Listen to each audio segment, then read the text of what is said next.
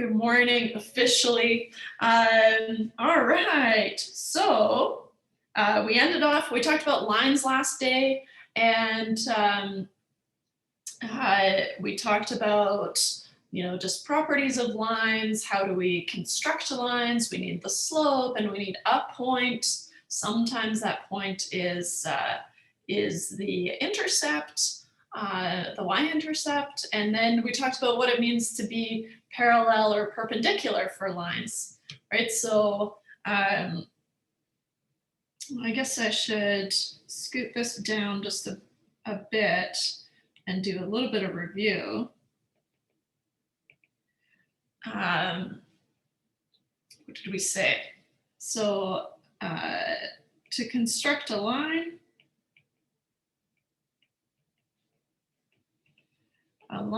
we need a point, which I think we called x1, y1. Sometimes we use x0, y0, or x naught, y naught.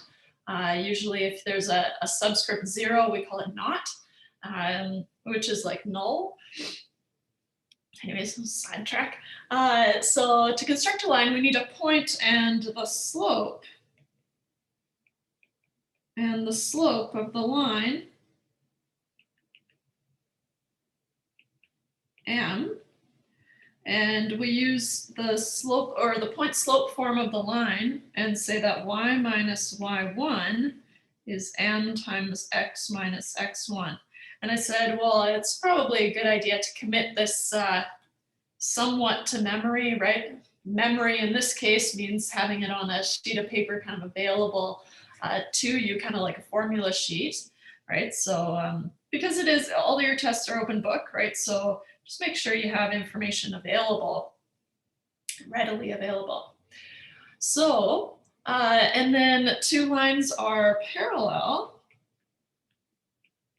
Two lines are parallel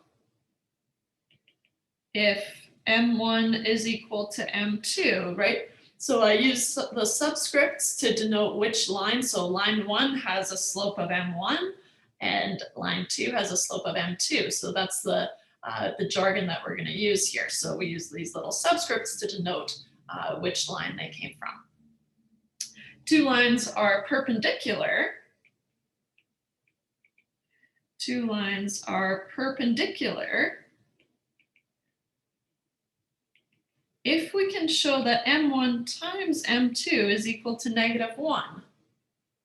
Okay. So, and then we can solve for m1 or m2. It doesn't actually matter which we call m1 and m2, but if we solve for m1, for example, we can divide the m2 over to the right-hand side, or vice versa, it doesn't matter. Good. So then we said, we wrote out this example and I said, hey, go try this on your own, see what happens, and then we'll go through it together, and here we are. So we have to find the slope. Okay, so we're not actually finding a line that's perpendicular, although that's something that we could do after we find the slope. So find the slope of the line perpendicular to this line here.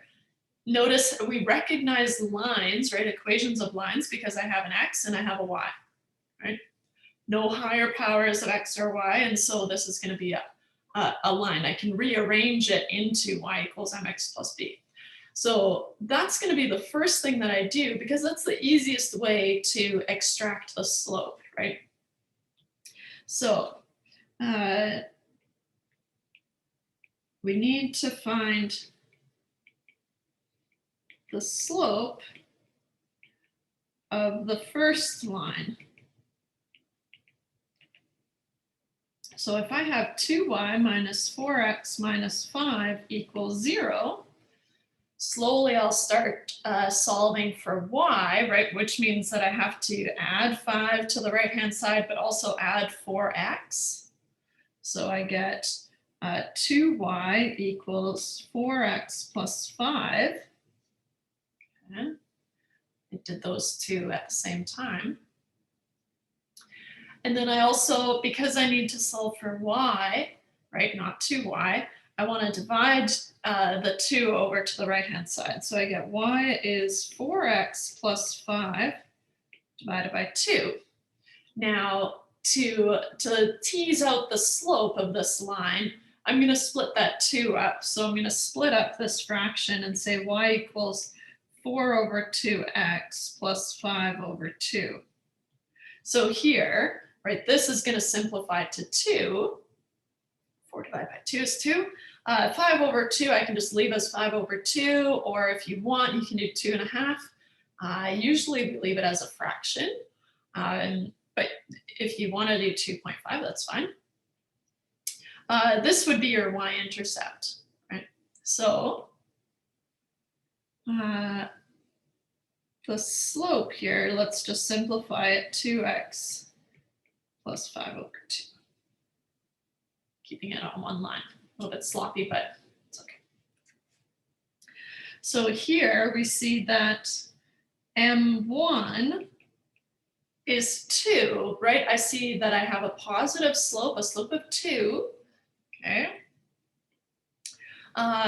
Because that's what's attached to the x. Once I've simplified, it's whatever is attached to the x is the slope, okay? So now I have the slope of my first line, right? I'm arbitrarily calling it M1. You could call it M2 if you want to, but it's kind of weird to think this is my second slope when I haven't found the first one. So anyways, that's why I called it M1, but you can call it whichever. So then to find a slope perpendicular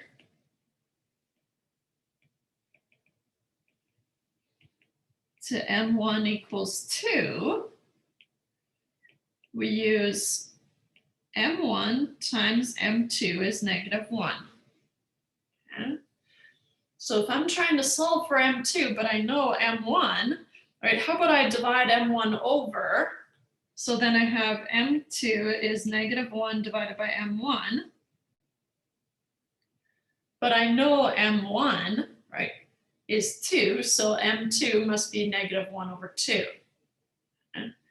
It makes sense that you should have a negative slope, right? If your first slope is positive, and I don't know which way it's showing in the on your end here, so I'll just do it for my perspective here. So if I have a positive slope, then of course a slope that's perpendicular to that should be negative, right? So so it makes sense that we get a negative slope, and you just want to have those little check-in points. Okay, so then m2 is negative 1 over 2. I'm only squeezing it in because I've got a page break here, so I want to keep it all on one page. Good.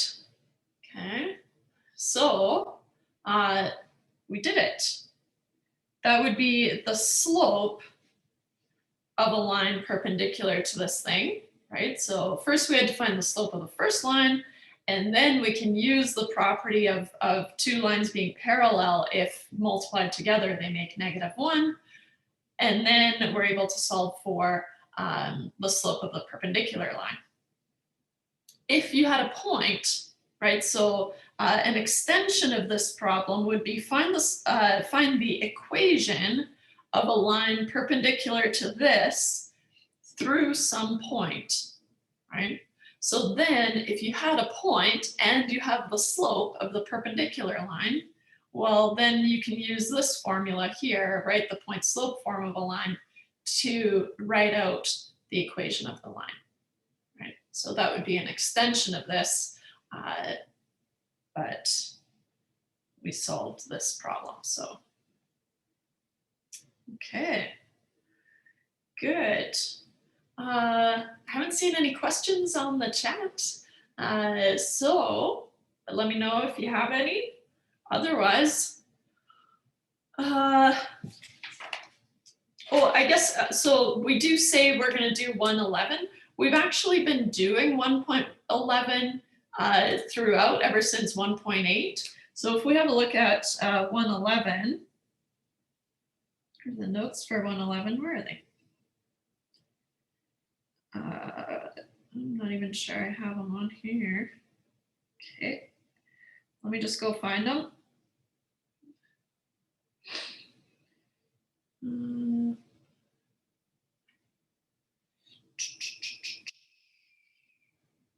Oops.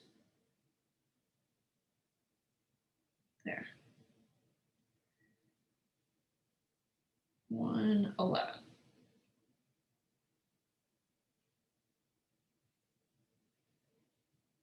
There. Had to go find them.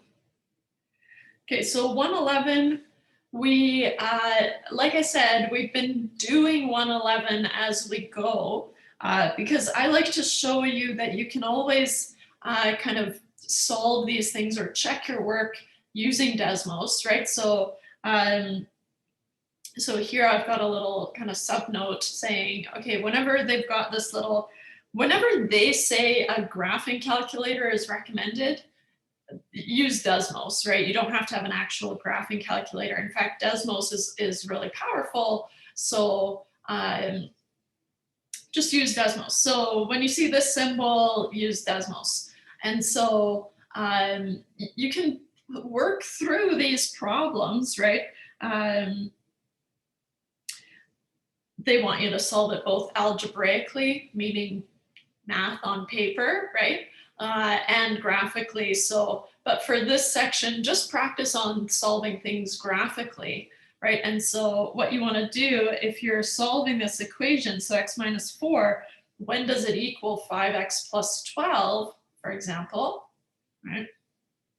Well, x minus 4 is a line and 5x plus 12 is a line, right? So maybe I should just write a little note here. 1.11, solving equations and inequalities graphically. I will put a little subnote here. We have been doing this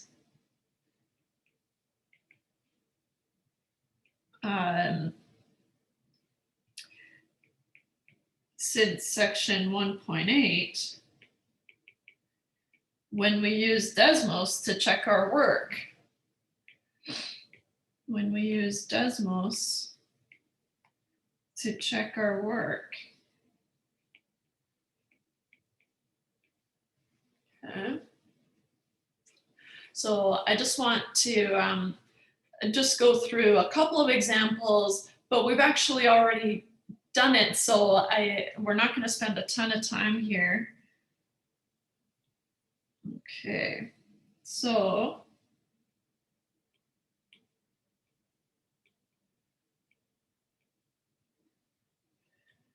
and I'll make a note here because it does say solve the equation both algebraically and graphically. You can do that, right? This is just math by hand. Right, that's what it means to solve things algebraically. Focus on the graphically, right? So, for example, right, we know how to solve all these things. So solving in this case means solve for x, right? What is your x? So if you have x minus 4 and 5x plus 12, let's just do a kind of a quickie here. If you go to Desmos, and I think if I do x plus 4, yeah, it'll draw a line. And then if I do 5x plus 12, it draws it draws another line, right? Where are these two equal to each other? Well, they're equal to each other at the intersection, right? And so they're equal to each other when x is -2 and y is +2, right? And regardless of which one of x plus 4 or 5x plus 12, if you plug in x equals -2, by definition, they should end up at the same y value, right? And so I'll just kind of jot this down here. So number 5 in Desmos. And how do I, okay. We're looking at something like this. Let me just see here. 4 to 4, okay.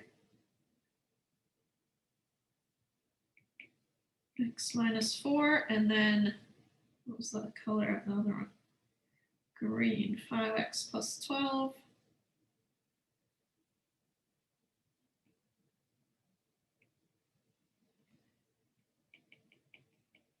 Something like that.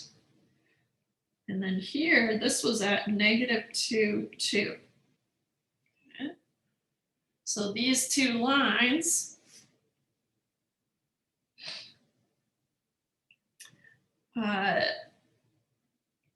x minus 4 equals 5x plus 12 at the point of intersection.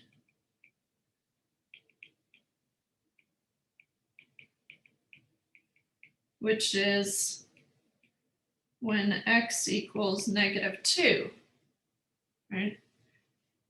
And y equals 2 in both cases, right? It's implied y equals x minus 4 and y equals 5x plus 12. You don't need the y's because they're equal to each other, right? But they should end up being the same, right? If I plug in -2 into both these x's, I should end up at +2. 2 equals 2, right? So that's how you would do it. I know I picked one of the simpler ones, but maybe just plug through these just to make sure. But like I said, we have been doing these, we have been checking our work in Desmos as we go along. So I do want to do an inequality first before we go on. Let's see here.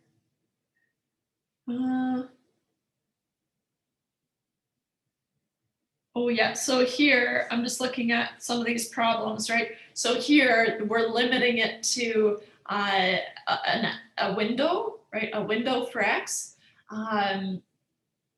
And so, but you do the same thing. You draw the left-hand side and the right-hand side, and then now you're restricting your window for x, whether you do it just by zooming in or zooming out, or you can actually restrict the window in Desmos. That's fine too. If you figure out how to do that. So solving inequalities, we can do that as well.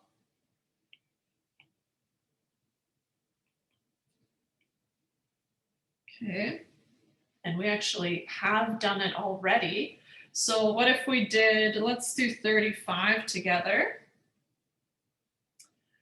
So what I'm gonna do, right, is, well, now I wanna know, okay, x to the power of 3 plus 11x, where is it less than or equal to, so or equal to 6x squared plus 6.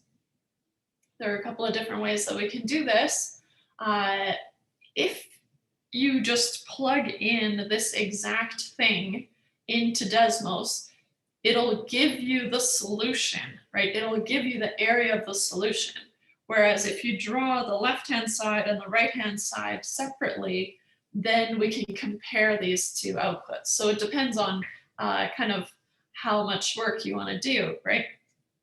But just remember, if you're putting in this exact inequality as it is, which you can do, it'll only give you the interval, so it won't actually draw the functions. Okay?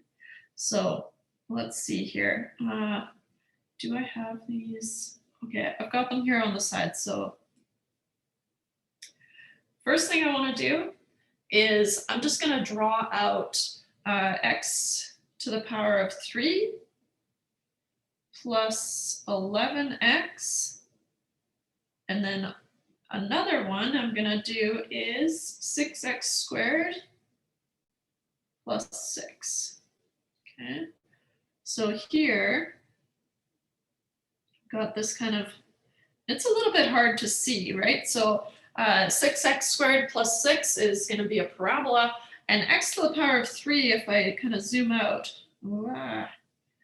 try to at least, it should be kind of this, and we'll talk more about shapes later today, I hope. So it's going to be useful to know kind of the general shapes of these things. And so that's what we're going to talk about later. But for now, we want to talk about this inequality. And I'm having a heck of a time seeing where this thing, okay. So I've got the point of intersection. You know what? I'm just going to do it. I'm just going to get it to tell me the interval. So I'm going to just plug in x to the power of 3 plus 11x. Where is it less than or equal to 6x squared plus 6? There, it told me. Right? So first option is you can draw the actual graphs and you can try to figure out the graphs, or it's saying, well, all the values that are less than, and if I zoom out, I'll see that there are some other regions as well, right? So it's going to be where x goes up to and including 1, and then again, where x goes from 2 to 3, including those endpoints, it looks like. If it's not including, then it does a dashed line. Yeah. So it looks like we get something like, so 35. And this is just a kind of a quick sketch here. I have 6x squared plus 6. And then I have, here we go. That didn't look good. I have x to the power of 3 plus 11x. Okay. Plugging in the entire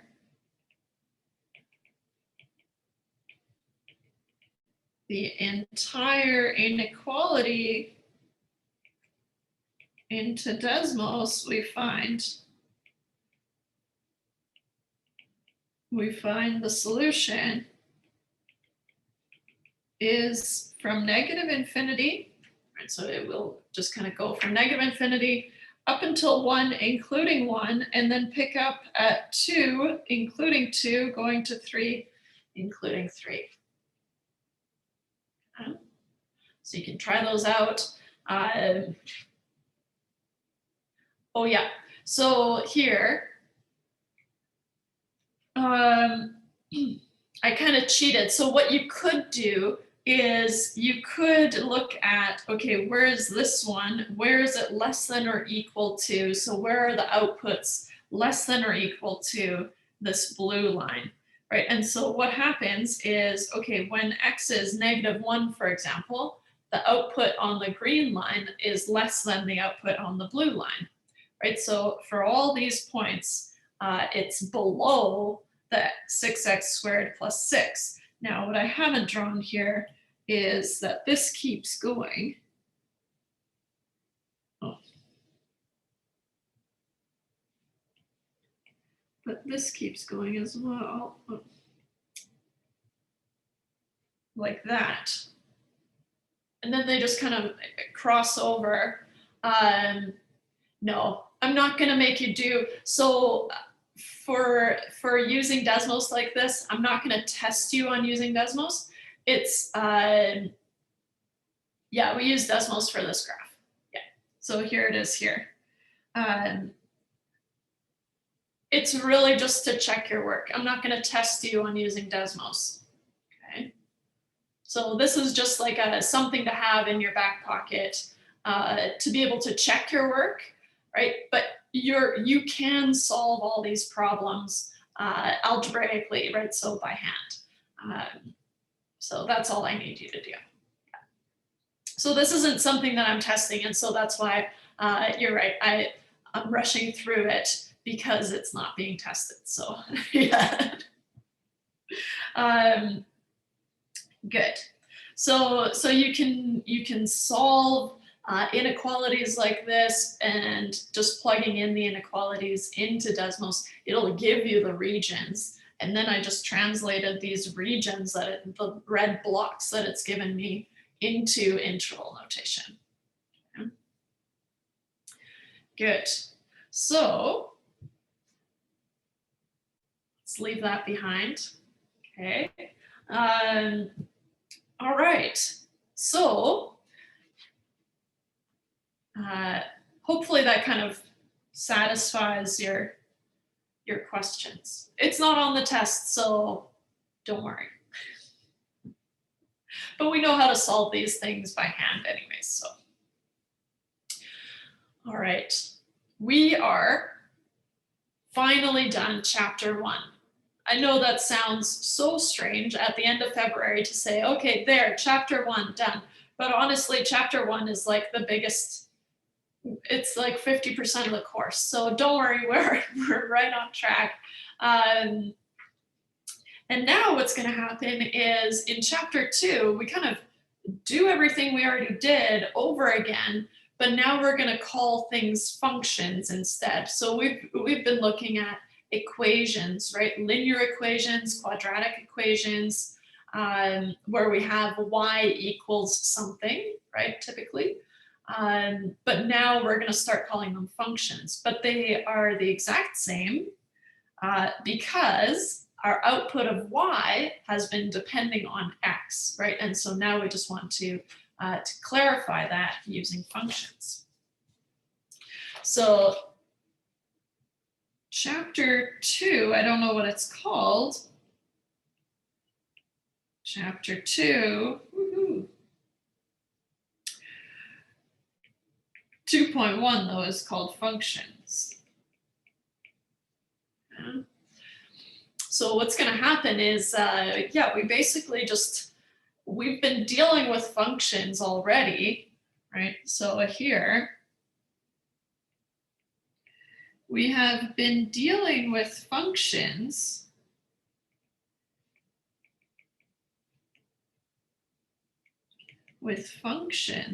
already.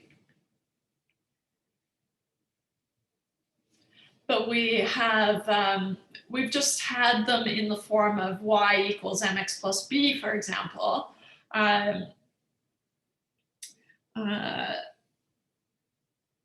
So we've been dealing with functions already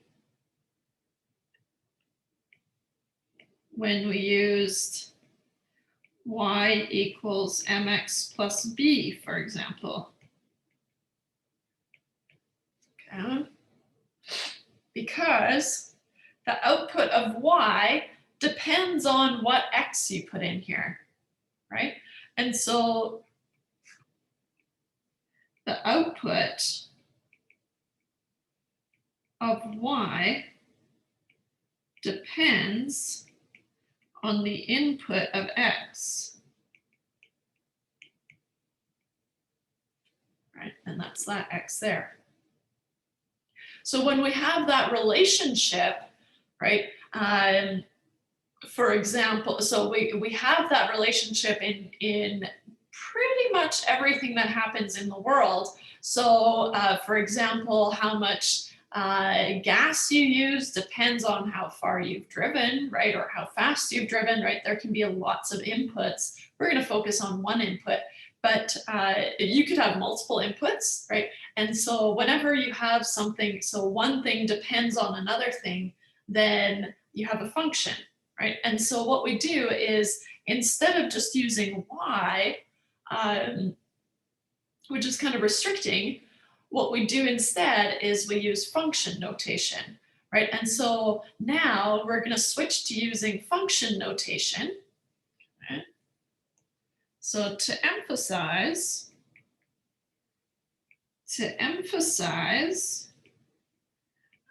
the relationship between the input and the output,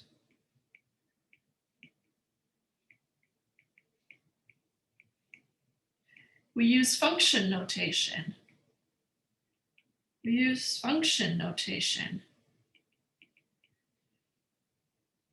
which is written like this. Okay, so it's a lowercase f typically. Okay, it can be anything, but then right next to it you've got a bracket, and then an x inside, and then the end bracket. Okay, so this you read as f of x. Okay, and what I want to do, because this is really kind of mysterious to a lot of people, myself included, right? It wasn't until I was like, hey, f of x is just taking the input, it's just telling me what the input is, and then f of x, the whole thing, is the output, right? So I want to talk about the anatomy of this thing so that we kind of slay this dragon, so to speak, and so that we're comfortable with function notation, because that's going to be really useful. Kind of spoiler alert, if you see f of x, you can think, oh, I can just read that as y, right? And so here, when we see f of x,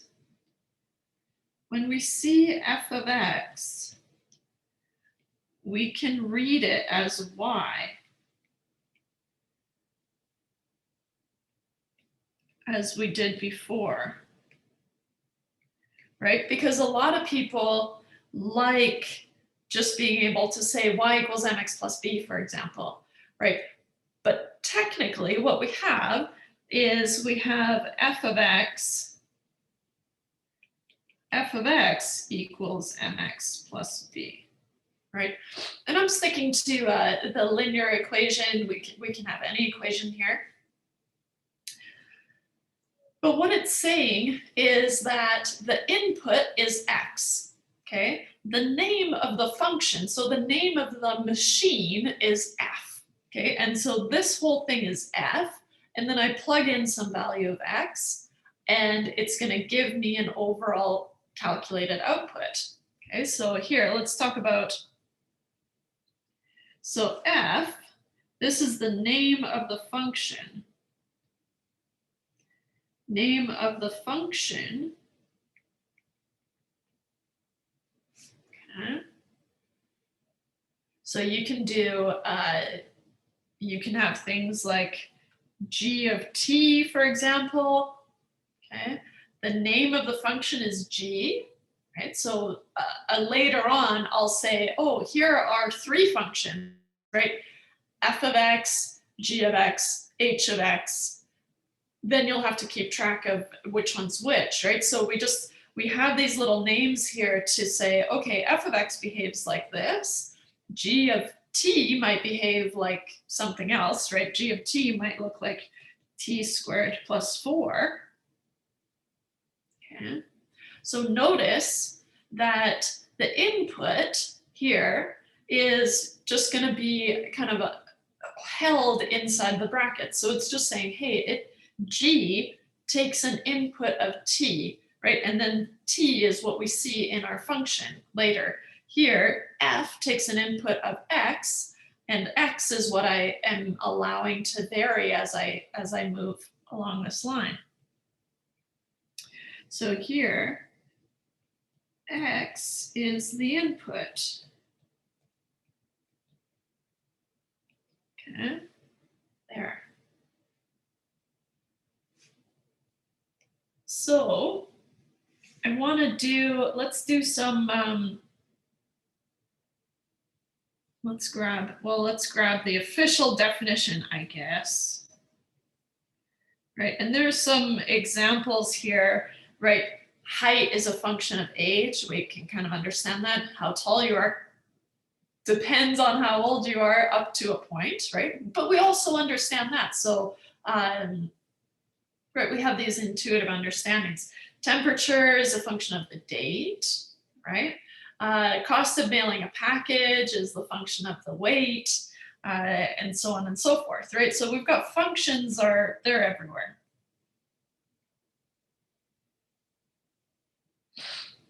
So a function, right, f is a rule that assigns to each element x in a set A. Okay, so this is where it gets kind of wordy, right? Exactly one element called f of x in a set B. Okay, what this means is that a value of x can only return one value of y. Okay, so how come I don't have, sorry, I just want to, okay, it doesn't come up till later, so I'll parking lot that in my mind. But it does come up, so that's okay. Ignore me. Okay, so what this is saying, right? Let's just summarize what this is saying here. Each value of x can only return one unique output value of y. That's not to say that that you can have, you can only have the y appearing at one point, right? You can have that y, so thinking about a graph like a parabola, right? Something like this, right? Each value of x only returns one value of y, right? What would it look like if it didn't? Well, it would look like this, maybe something like this. That's bad, because what's going on here, this value of x gives me an output down here, but also an output up here. That's not a function, right? It can happen, it exists, but we can't call it a function, okay? And so, but we'll talk more about that in a little bit, but I just wanted to give you a heads up, okay? So I'll just do a little, this is a function, and this is not a function. So to clarify this definition here, right, what we're saying is that each x can only return one value of y.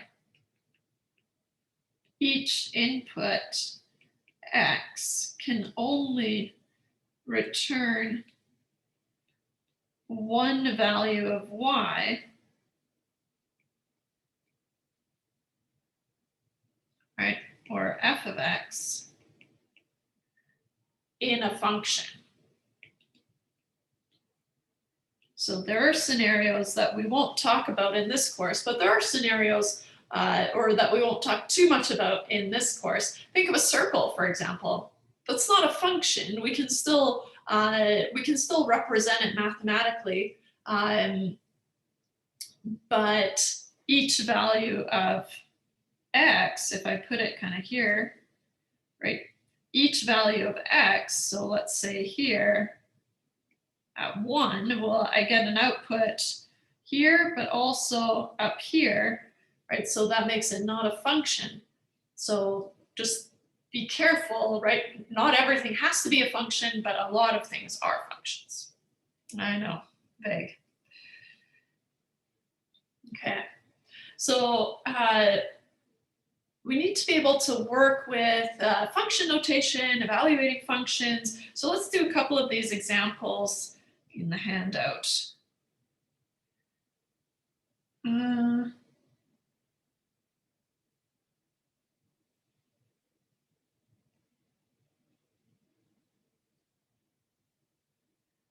I want to do, so let's do,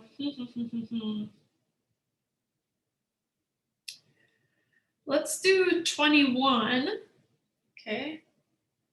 Or maybe we should start slow. Maybe we should start at 19 and then let's skip down to 25, right? Ooh. Oh, what happened here, right? But let's just have a look and kind of get comfortable with what's going on here. So if I'm given a function f of x, right? In this case, f of x is x squared minus 6, okay? So when I say evaluate the function at the indicated values, when I say f of -3, it says, okay, well, wherever you see an x in f of x, and later on, right, where do we start seeing multiple x's? Here, we've got multiple x's, right? So wherever you see an x, you're going to replace it with what's in the brackets. For here, example, right, I would do, so all the x's become 0, and then I evaluate it. Here, all the x's become 3. Hey, let's do 23 instead. It's a little bit more interesting. It's not involving fractions quite yet. So let's do 23. Kind of jumping around here. Which one I want to do? It doesn't matter. Okay, but I do want you to go through and try all of these because you have the solutions, right? So just make sure that you're doing things correctly, especially focusing on 25, but we'll do 25 together, right? But just make sure that you know what's going on here, okay? Because it gets a little bit weird, okay? But as long as you read these as, okay, whatever's inside the brackets, that's what I'm putting into the function. So I've got f of x is x squared plus 2x. And notice that sometimes, well, often the input is x. Right here, the function is named h of x. That's fine, right? Here we've got an input of t, right? For a lot of things like in physics, in biology, we're dealing with time. So then as a function of time, then of course we want to kind of denote that in a specific way. So often we'll use t as the input, right, in that case. And then here we've got a function called g of x, where the input is x, but the function is named g. So just kind of get comfortable with function notation. We know how to do this math, right? That's not the hard part here. We know how to plug values in. It's just a little bit different this time. So I want to solve f of 0. F of 0, well, I'm going to rewrite this thing with zeros in place of the x, right? So notice 0 took the place of x, and so I'm going to do that on the right-hand side as well. 0 took the place of x. Okay. So we have to do that on the right-hand side as well. 0 squared plus 2 times 0. Well, 0 squared is 0. 2 times 0 is 0. Looks like I'm at 0. Okay. So now, moving on to the next one, right? If I do f of 3, so now I want to say, okay, 3 took the place of x now. Okay, so making sure you follow BEDMAS, right? Order of operations, but 3 squared plus 2 times 3. So first thing you're going to have to do is multiply the 2 times 3 together. You can also do the 3 squared. So I'm going to get 3 squared is 9 plus 2 times 3 is 6. So you're going to want to do those individually, and then you can add them up, putting me at, pretty sure, 15.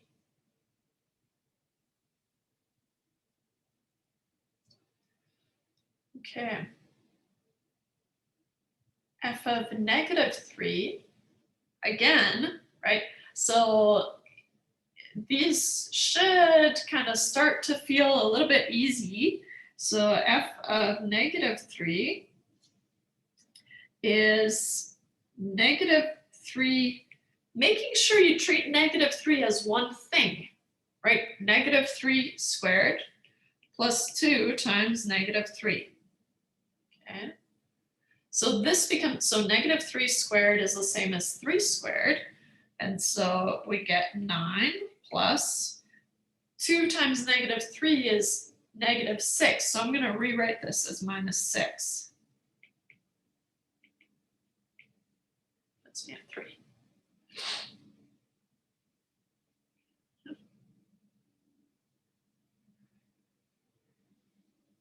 We can also do weird stuff like plugging in a different variable in here, right? So doing f of a, well, if f of x is x squared plus 2x, f of a would be a squared plus 2a, right? Just kind of keep that idea of, okay, whatever's in the brackets is going to replace all my x's, right? So here, f of a becomes a squared plus 2a. There's nothing more I can do here, right?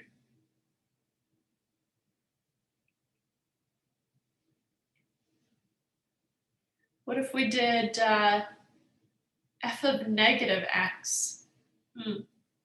Okay, so f of negative x, I have to replace all my x's with negative x, and we'll see what happens here. So you kind of need to keep your wits about you. So f of negative x, making sure you treat negative x as one thing, negative x squared plus 2 times negative x. Yeah. Negative x squared, it doesn't matter. If you have a negative number and you square it, it becomes positive. So I can rewrite that as x squared without the negative. But then I have 2 times negative x. 2 times a negative number is going to be minus 2x. Okay. Good. So just as a heads up, this is something that we do later on if we have to prove that a function is either even or odd. That doesn't mean anything to you now, but it is something that we're going to be doing, right? So that's why we're kind of practicing, well, how do we plug in these values? What if you have f of 1 over a? Ooh, okay, so things are going to get a little bit messy here, right? But just remember, treat 1 over a as one thing. Okay. So f of 1 over a becomes 1 over a squared, right? And that's all squared, plus 2 times 1 over a. Kind of got them on the same line here, so it's not really clear, but from exponent laws, right, this exponent can be dropped onto the 1 and the a, right? So this becomes 1 squared over a squared plus 2 over a. 1 squared is just 1, so what I'm going to do is I'm going to just rewrite it as 1 over a squared, but we could massage this thing for a long time, right? We could find a common denominator, we could put them over the common denominator. It kind of depends on what you want to do with this thing later. So just keep in mind that you could simplify this even further, right, by putting it over a common denominator of a squared, right? Or a to the power of 3, and then things would cancel. But right here, it's obvious that it should be a squared. So 1 over a squared plus 2 over a. Okay. And I'll just make a note of what I just said, right? So depending on what we need to do later or need to use this for, we could simplify further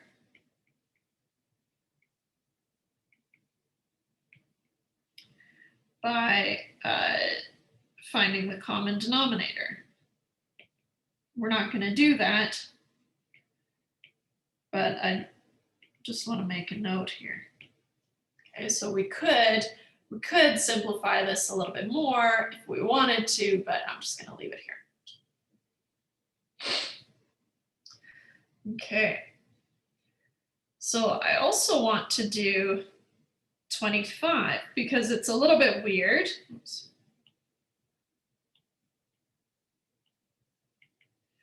And I'm going to copy it down here.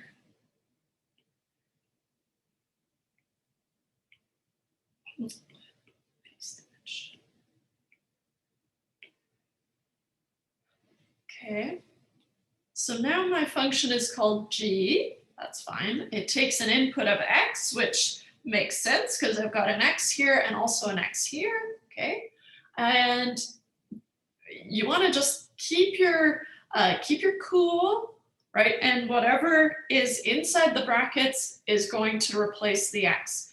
The reason I say keep your cool is because later when you have things like a minus 1, so g of a minus 1, or g of x squared minus 1, you just want to keep those as one thing and just put them into the x. Okay. So what we'll do is let's do g of 1/2, and then I'll skip straight to these ones here. And you can do the other ones on your own, but we just did them. So those ones where you're just plugging in single values are not bad. So 25, we've got g of x is 1 minus x over 1 plus x. So g of 1/2, okay, wherever you see an x, you're going to replace it with 1/2. So this becomes 1 minus, and I always try to put brackets around just to emphasize that, hey, this is one thing, mostly for my mind when I'm looking at this later, to think, oh, okay, that's actually one thing that I put in there. Over 1 plus 1/2.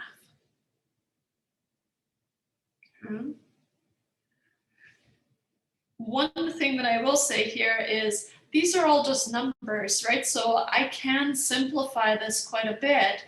But what I need to do is I need to find a common denominator. Of course, in both cases, it's going to be 2.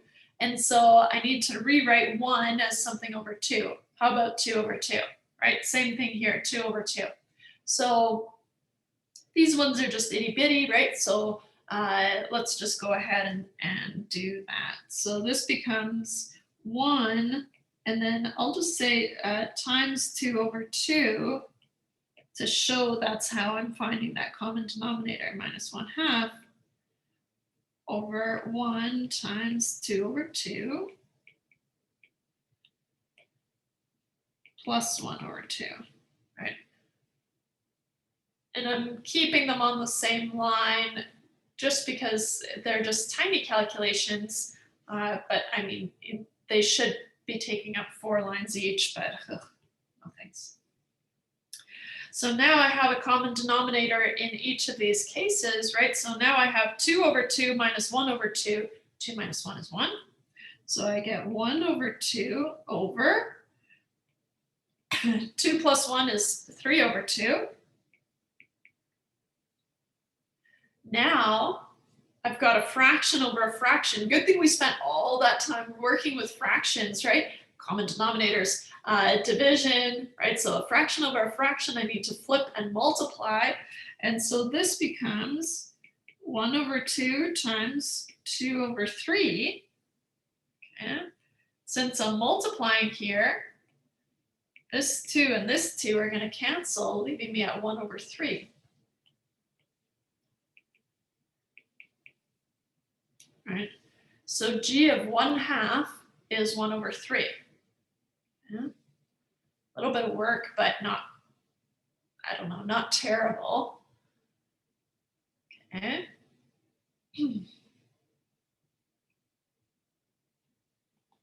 We do have to remember our working with fractions, though.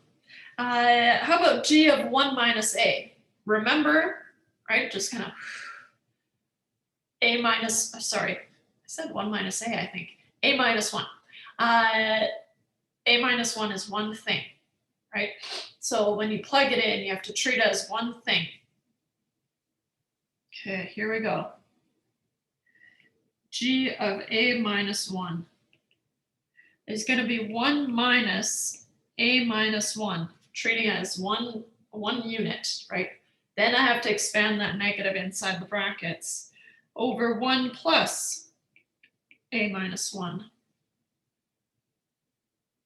Okay. Once you've plugged it in, now we can just kind of do math around it, right? And so now we can say, okay, 1 minus a plus 1, right? Expanding that negative inside the brackets. Here I've got a positive, so I can just remove the brackets. So 1 plus a minus 1. Okay. 1 plus 1 is 2 minus a, and then 1 minus 1, well, that just leaves me a. So I get, this becomes 2 minus a over a. Okay. So this, I know people have a hard time doing this one, plugging in kind of a function of its own into another function, right? But if you just kind of remember that, okay, this is one thing going in there, then you're going to be fine. Okay, how about g of x squared minus 1? So hard because we're putting in a new x, so an x squared minus 1 in place of x, gets confusing, right? But you're doing the same thing, right? So you don't want to confuse yourself, right? Just kind of stick to your guns and say, okay, wherever I see an x, I'm going to replace it with x squared minus 1 as one thing. So g of x squared, on a fresh page,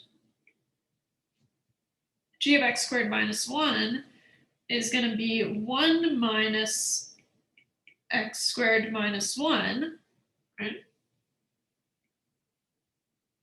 Over 1 plus x squared minus 1. Very similar to what we just did, right? Again, I need to expand this negative inside, right, and this positive inside, but nothing happens when you expand the positive. So you get 1 minus x squared plus 1 over 1 plus x squared minus 1. Okay, can simplify this a little bit. So this becomes 2 minus x squared over x squared. I don't want you to do anything silly like canceling these. Why can't you cancel these? Because 2 is also over x squared, right? And so it's not unless you can pull out a common factor here that you're able to cancel this x squared. So I want you to be really careful there. Okay. Good. Let's do some piecewise defined functions. So piecewise defined functions, I feel like we've already talked about, but I'm not 100% sure. And if we did, it was just briefly. But piecewise defined functions are just going to have different behaviors for different regions of the graph, right? So piecewise defined functions,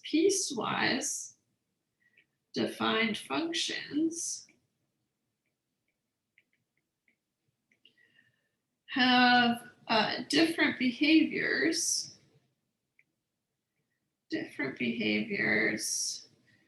for different regions of the graph. For different regions of the graph, and by that I mean different intervals of x, right? So, or intervals of x. Okay. So if we go, I've got some piecewise defined functions. How we write these are with big curly brackets. So here, okay, if we just read these, so here, this is what a piecewise defined function looks like. Okay, so we've got the function name outside, right, f of x. Okay, so that's our function. And it is going to behave like x squared if x is less than but not equal to 0. Okay, so all the way up to 0 but not including 0, it's going to behave like a parabola. Then if x is larger than or including 0, it's going to behave like a straight line. Okay, so if you have to draw these piecewise defined functions in Desmos, what I do is I just I draw each of these, so x squared. Let's remove these here. So I'll draw x squared, right? That's going to be a parabola here. Zoomed out weird. So that's going to be how it behaves for all these values up to 0, but not including 0, right? So x squared continues, but not this function. Our piecewise defined function, once we hit 0, behaves like x plus 1.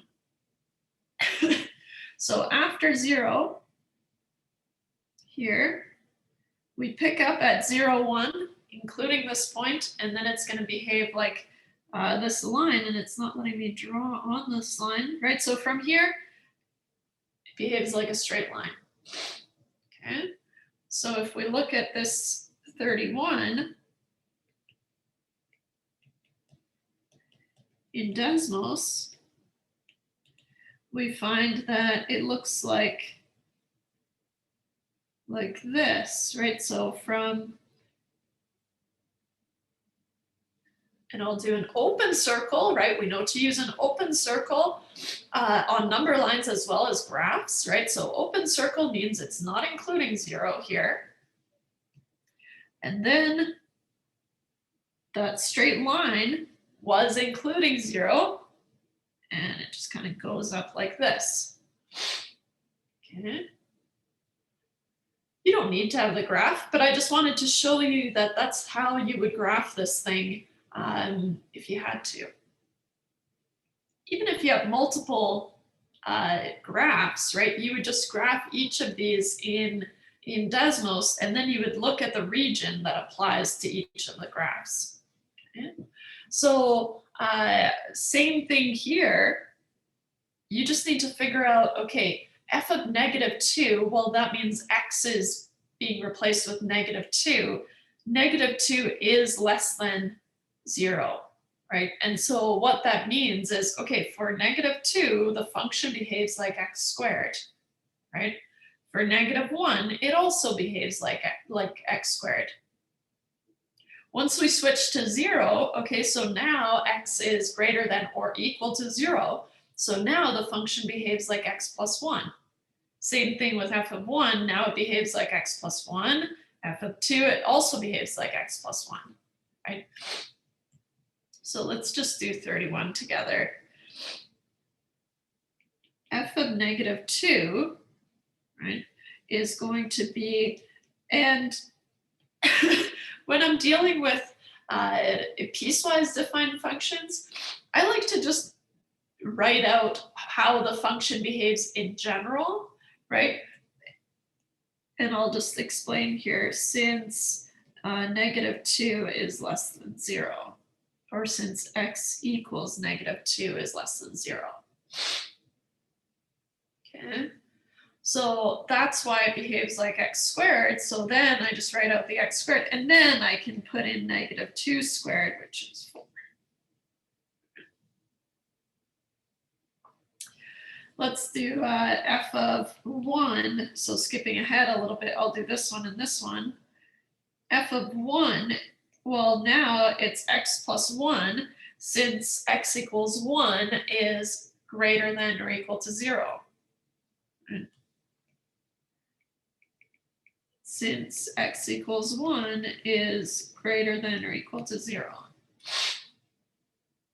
Right, so I like to emphasize which function I'm going to plug into first, and then 1 plus 1 is 2. Can you believe that you just did 1 plus 1 in this course? I know, weird, right? 1 plus 1. There was a little bit more to it, though. Okay, how about we take just a quick break until 9:15, just because that's been a lot, and then we'll keep talking about functions.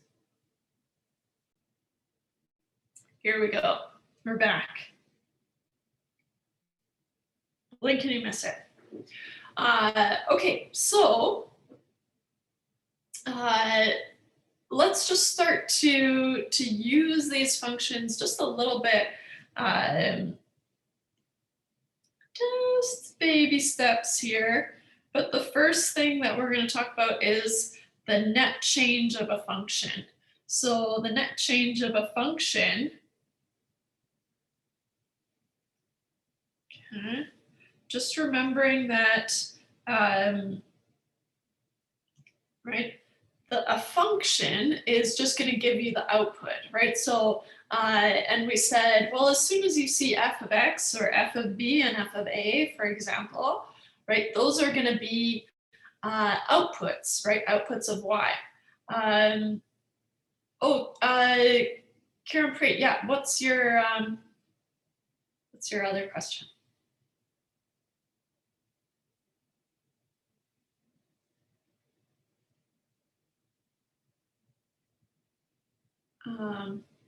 I'll keep going. I'm assuming you're typing it out. So I'll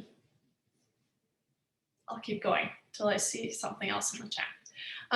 Okay, so if you think about a graph, any graph, right, then what we have is we have kind of something like this. Okay. So, and let's say our function maybe looks like this. Oh, how do we measure slope when the slope is perpendicular? Oh, that's from last day. So the slope, I don't know, maybe you missed the, we did a question just like it at the beginning of the day today. Is that what you mean? Yeah. So yeah.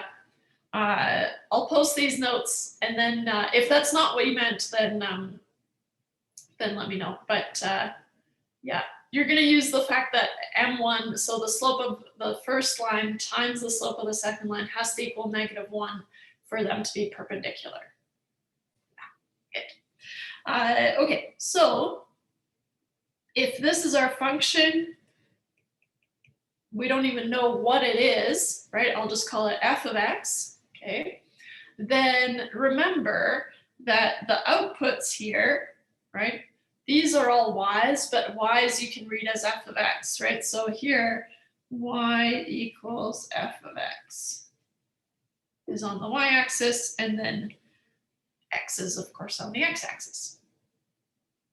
So when you have f of a and f of b, what that's saying is that at some point here, you've got a and b, okay? So the net change from a to b, where a is less than b, so in this case, right, a is less than b, it's just a number line. If we have to find the net change, well, this a is going to map to f of a, okay? And this b, right, if I map it to this function, is going to go to f of b. Okay. So when we talk about the net change, it's the net change in the outputs. So what we have to do is we have to find f of b minus f of a, okay, assuming that a is less than b. Okay. So let's do a couple of examples.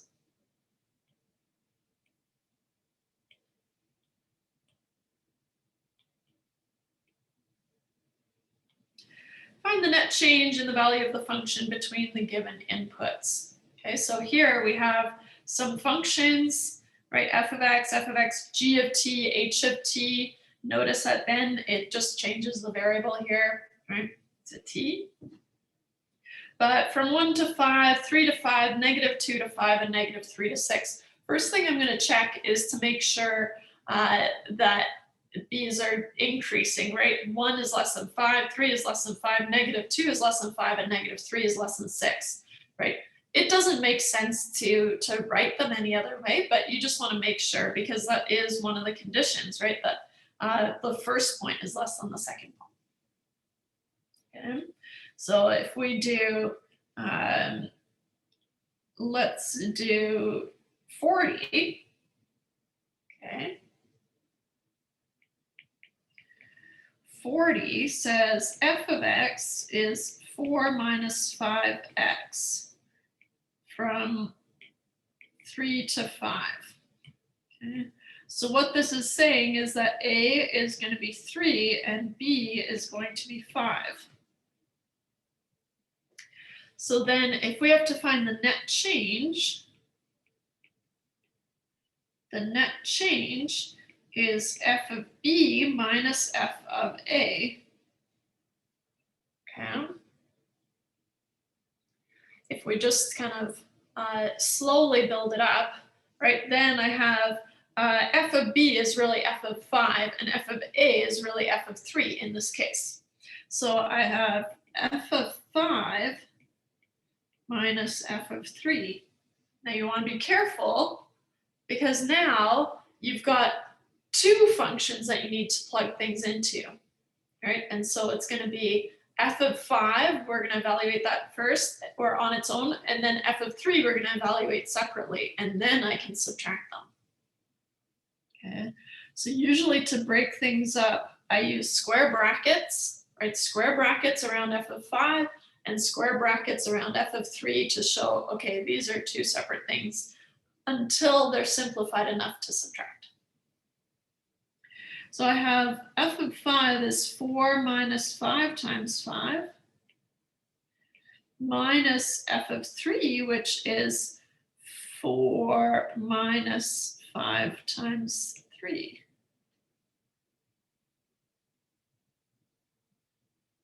Okay. 4 minus 25. Oh, I better grab a calculator here. Who knows? 4 minus 5 times 5, making sure you do 5 times 5 first, right? You have to still order of operations, BEDMAS. You have to multiply this before you subtract. And remember, we're simplifying each of these individually before we can keep going. So we get negative 21 minus 4 minus 15 is negative 11. Oh, and this looks like a negative. It's just a dash gone rogue. So now I have negative 21 plus 11, right? If I expand this negative onto the negative 11, then of course I'm adding. So negative 21 plus 11 puts me at negative 10.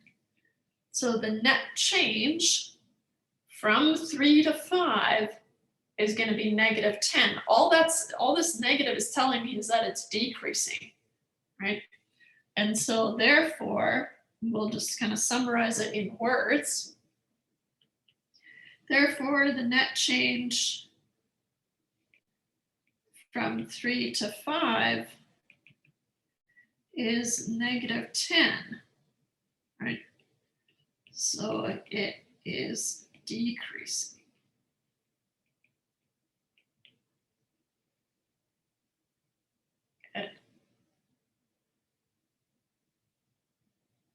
So that's fine. We'll have negative net changes. That's fine. I don't want you to be thrown off by that.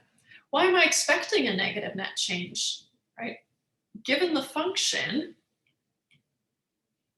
here, right, this is a straight line. F of x equals 4 minus 5x. If you kind of squint a little bit, you can rearrange this into the form of y equals mx plus b, right? Y equals mx plus b. Now, so I have a slope of negative 5. So I already know that it's going to be going down like this. And if I think back to how the net change behaves, well, then if I have a negative slope, the net change should be negative, right? So you can kind of convince yourself that you're on the right track just thinking about the slope if you have a linear equation. Some of these aren't linear, right? T squared, so then you just got to go with what you find, right? Until we know more about quadratics. Okay, so of course, once we talk about functions, difference quotients, how could I forget? For some reason, people hate difference quotients. Not sure why, because they're not that bad. But, okay, so a difference quotient, this here is a difference quotient. And we use them in calculus. It's kind of like the core of Calc 1. So if you are preparing to head into calculus, then really spend some time and figure out how difference quotients work, because you don't want to get into calculus and kind of feel like, whoa, I don't know what's going on here. But like I said, they can kind of throw people for a loop. So, but notice that the difference quotient is just f of a plus h minus f of a, right? So here you're evaluating the function at a plus h, and then you're subtracting the function at a, and then you're dividing all that by h. Now, what's nice is if you do things correctly, this over h will cancel out, okay? So regardless of what you're doing, things will cancel out and it will simplify. So it's going to be this huge problem, and then it's going to simplify and become quite nice. Okay, so difference quotients. Difference quotients are at the core of Calc 1.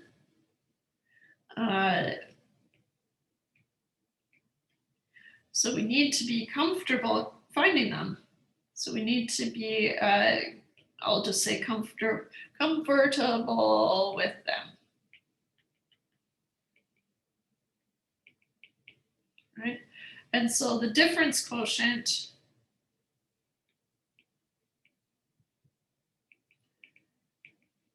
is f of a plus h minus f of a all over h. Okay.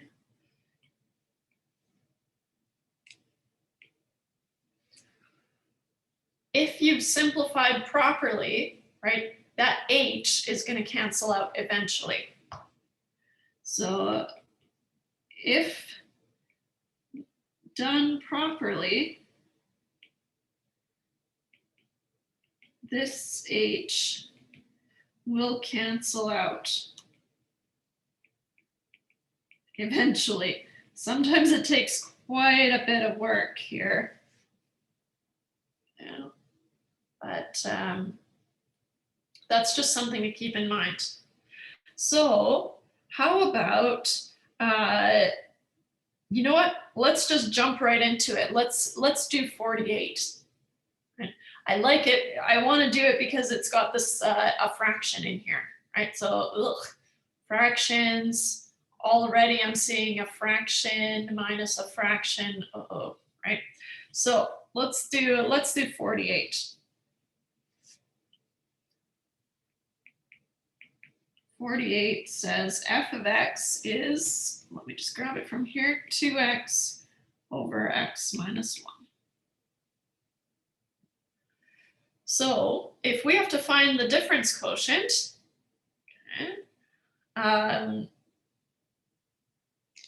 if we have to find the difference quotient of this thing, what we have to find is f of a plus h minus f of a over h. Okay, so what you can do is you can figure out what f of a plus h is, figure out what f of a is, and then construct the whole shebang, right? And so maybe that's where we'll start. Let's say, okay, we can find f of a plus h and f of a individually before constructing the difference quotient. Before constructing the difference quotient. usually in the future, what I'll have, I'll just construct it all in one piece, but for now, let's just take it slow. So f of a plus h, and I'll just write what the difference quotient is here. It's f of a plus h minus f of a over h. So f of a plus h, remember, just kind of keep your, a plus h is replacing all my x's. Okay, so this becomes 2 times a plus h over a plus h minus 1. So what I'm going to do, I'm going to simplify this a little bit before I go on. So I get 2a plus 2h over a plus h minus 1. Okay. How about f of a? F of a is fine, right? Because we have f of x, and now all my x's are just being replaced by a, right? So that's easy peasy.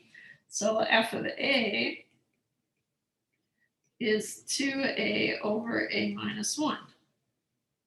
Okay.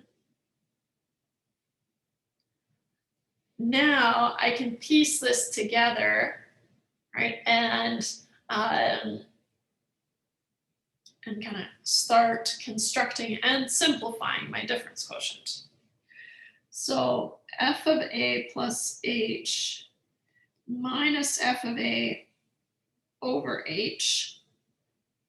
Be really careful because you want to keep it all over h for the whole time that you're working with this thing. So I know that gets annoying, but technically it has to be there. So just keep it there. Again, I'm going to use square brackets here to denote that, okay, here's my f of a plus h, and here's my f of a. Okay. So, and I'll use two lines because otherwise it'll get too messy. 2a plus 2h over a plus h minus 1 minus f of a, which is 2a over a minus 1 over h. Okay, but we know what we have to do. It doesn't look fun, does it? We have to find a common denominator because otherwise, how are we going to simplify this thing, right? And so we have to find a common denominator. There's nothing really jumping out at me here. So I'm just going to have to force it, right? So to force it, I multiply this first term by a minus 1 over a minus 1, and the second term by a plus h minus 1 times a plus h minus 1. So it's going to get really big and kind of ugly before it gets better. Okay, but that's how these things always go, right? They're going to blow up and then they're going to shrink back down. Okay, so just keep going. So I need to be really careful about bringing in this negative. That's my number one problem when I do these is I'll get sloppy and not bring the negative onto each term. So I'm trying to really stay on top of it, right? And if I'm having troubles with it, then likely you'll see what I mean. Okay, oops. So we've got 2a plus 2h. I'm going to write it a little bit more condensed because I'm going to need a lot of space here. Over a plus h minus 1. And then I'm going to force that common denominator by multiplying by a minus 1 over a minus 1 minus 2a over a minus 1. Now I'm going to force that common denominator, a plus h minus 1 over a plus h minus 1. And do not forget that this is all over h. Okay. So, all right. I need to expand this out. I'm actually going to keep my common denominator just as it is for now, right? So I'm not going to expand this out at all. I'm going to keep it as a plus h minus 1 times a minus 1. Hopefully things will cancel and then I don't have to worry about it. But for now, I'm just going to keep it. But I will expand the numerators, and then I can combine them over that common denominator. So this becomes 2a squared, right, minus 2a. And so you need to expand this, remembering that there's brackets around 2a plus 2h. So you get 2a squared minus 2a plus 2ah minus 2h over, and like I said, a plus h minus 1 times a minus 1. I'm just going to keep it as it is.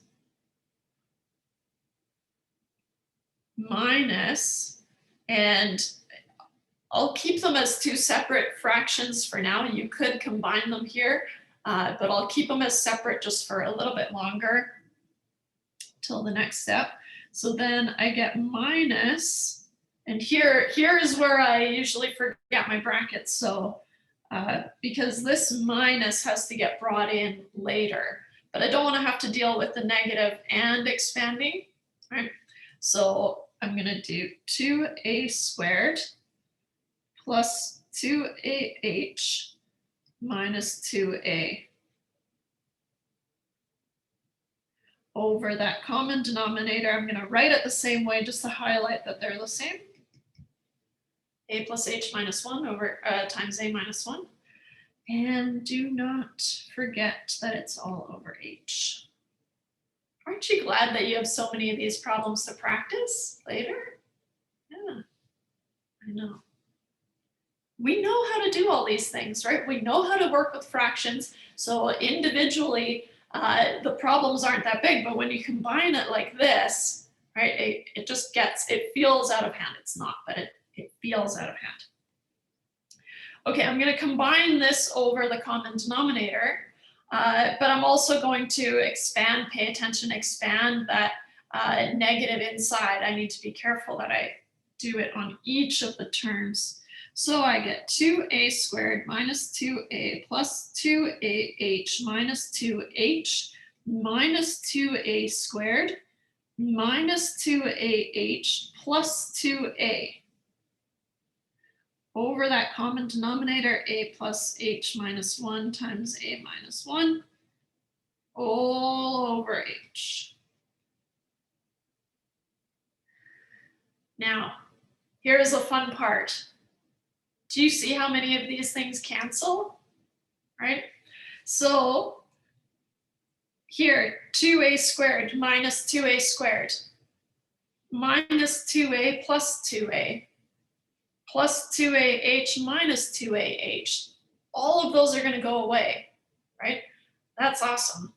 So I usually like to use like a lighter colored pencil or whatever, just to show myself that I'm canceling these, right? So you really want to cancel these because you don't want to have one lingering that shouldn't be there, right? So 2a squared minus 2a squared, that goes away. Minus 2a plus 2a, okay? Plus 2ah minus 2ah. What's pretty typical is that everything in that second term is going to cancel, right? That's pretty typical. So I'm expecting that to happen, right? And if that's not happening for you, then that's a good place to maybe go back and see what happened. Maybe if something went wrong, maybe especially if you forget to bring in that negative, it won't cancel, right? So so that's usually my go-to. Okay, here I want to make sure that each of those terms from the second, so f of a, cancel. Then I'm usually on the right track. Okay, so all I'm left with here is negative 2h. Okay, so what I'm going to do is I'll rewrite this as a fraction over a fraction, right? And then I'll be able to flip and multiply. Woohoo! Pretty rewarding stuff. once you get here though, right? So you get negative 2h over a plus h minus 1 times a minus 1 divided by h over 1. I'll just emphasize that that's also a fraction, right? So now I've got a fraction over a fraction, which, remember what I said, this h is always going to cancel. And when I flip and multiply, it's going to cancel with this h, right? So let's see what happens here. So this becomes negative 2h over a plus h minus 1 times a minus 1 times 1 over h. H over h is going to cancel out, go to 1. And then I'm just multiplying this thing by 1. So where we end up here is negative 2 over a plus h minus 1 times a minus 1. And we're done. Right? So here, right, notice that this h, notice the h cancels. Right? So that h canceled out. And then we're just left with a fraction. It does have h in it, so it can still have h's. It's this specific h in the denominator that I'm talking about. Notice the h in the denominator.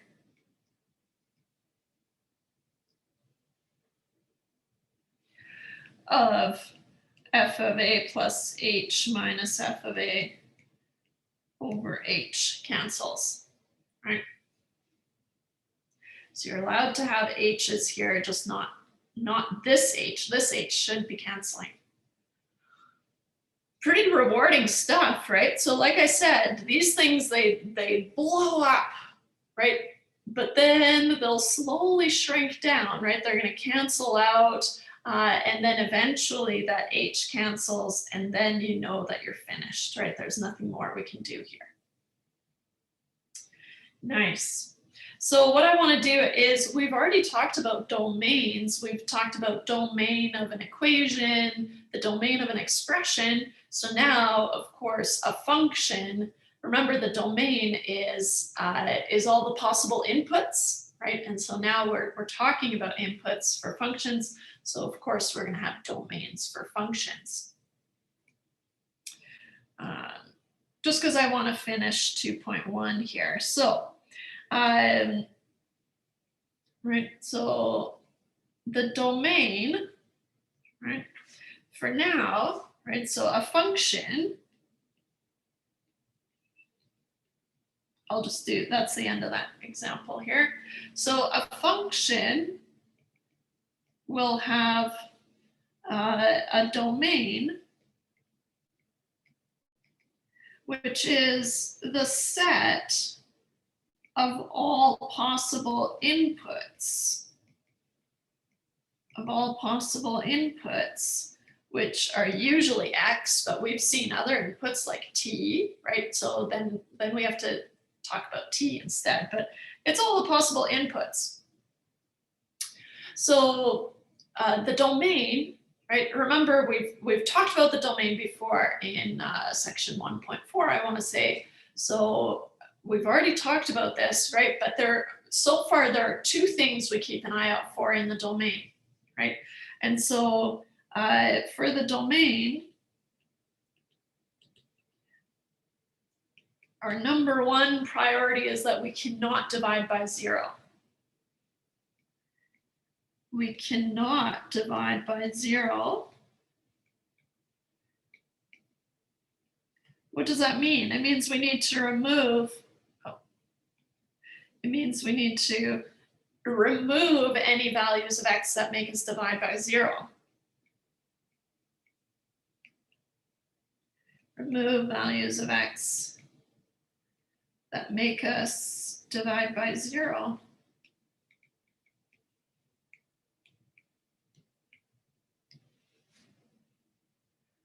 same idea, right? We can't take the square root of a negative number. So the second rule is we cannot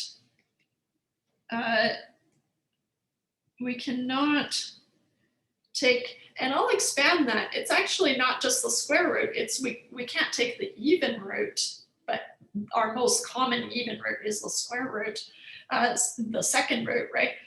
We cannot take the even root of a negative number.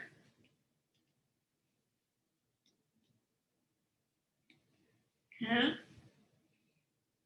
So for the domain, if you're finding the domain, these are the two things that you're looking out for, right? Remember, okay, I have to pull out any values that make me divide by 0, but I also need to pull out any values that make me take the root of a negative number, the even root, usually the square root. Okay, so the overall domain is the overlap of these individual domains, right? So if we have division as well as a root, then we need to do a combination, right? And because we've already dealt with domains, and I'm running out of time here, I'll bring some examples in here, right? Just kind of going through these. Here I've got division. I need to make sure that in my domain I'm not divided by 0, right? What does that mean? It means I have to pull out x equals 3, because 3 minus 3 makes me divide by 0. Can't have that. Right, so that one's easy. Here we've got division again. Again, I need to make sure I'm not dividing by 0. Can't divide by 0. Can't divide by 0, right? I've only got division. Everything else is safe. Here I've got roots, right? So now I've just got roots. So I need to make sure that I can't take the even root, right? This is a square root, so I can't take the square root of a negative number. Square root, this is the third root. Third root, odd roots, I can take odd roots of negative numbers, right? And that's going to become more clear when we see the graphs next day. Okay. Here I'm back to a square root, can't take the square root of a negative number, square root, square root. Here, let's do 65 together, because now I have a square root and a fraction, right? So I need to make sure that I'm not taking the square root of a negative number and not divided by 0, right? So I need to do the overlap of those two. And so 65, I'll put it down here, actually. I want a little bit more room. I've got g of x is the root of 2 plus x over 3 minus x. Okay. So here, right, you want to scan the function right away and say, okay, can't take the square root of a negative, and, right, so it's the overlap, and can't divide by 0.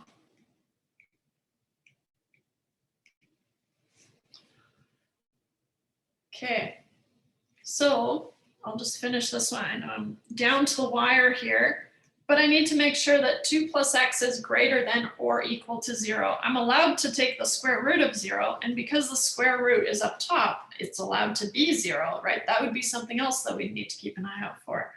But what we have is that 2x has to be greater than or equal to 0. Remembering how we deal with inequalities, right? If I kind of cheat and add x to both sides, then I don't have to worry about flipping the sign. If I multiply or divide by a negative, I have to flip the sign, right? So here, this becomes 2 has to be greater than or equal to x. Hey, Emily, looks like it's actually 2 plus x, not 2 minus x. Haha, thank you. That changes some stuff, doesn't it? Thank you. All right. That's easier actually, because then we don't have to deal with the negative. So x has to be greater than or equal to -2. And what you can do is you can just plug in values that satisfy that and just make sure that you're able to take the square root. And then I know I'm out of time, but and 3 minus x cannot be 0, which means that 3 cannot be equal to x. So the overlap here is that we have to be greater than or equal to -2, but we also can't be 3. All right, I know I'm out of time. We'll do another example at the start of next day. Any questions? If not, I hope you have a good weekend, and I will see you on Tuesday.